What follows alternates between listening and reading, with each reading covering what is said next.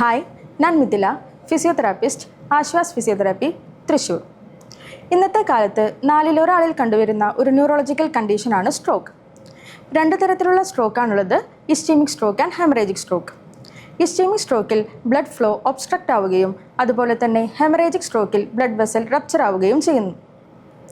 ബ്രെയിനിൻ്റെ ഏത് ഏരിയയാണോ എഫക്റ്റ് ചെയ്തിട്ടുള്ളത് അതനുസരിച്ചായിരിക്കും ഒരു ഫിസിയോതെറാപ്പിസ്റ്റ് തൻ്റെ റീഹാബിലിറ്റേഷൻ പ്രോട്ടോകോൾ പ്ലാൻ ചെയ്യുന്നത്.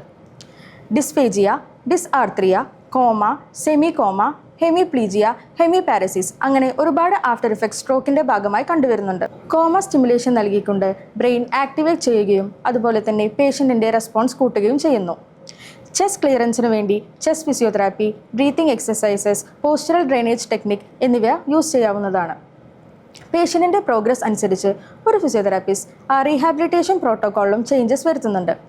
Active range of motion exercises, passive range of motion exercises, gait training, balance training, coordination training, PNF technique എന്നിവ use ചെയ്തുകൊണ്ട് പേഷ്യൻറ്റിൽ മാറ്റം വരുത്തുകയും പേഷ്യൻറ്റിൻ്റെ ആക്ടിവിറ്റി ലിമിറ്റേഷൻ കുറയുകയും ഫങ്ഷണലി ഇൻഡിപെൻഡൻ്റ് ആവുകയും ചെയ്യുന്നു. Thank U.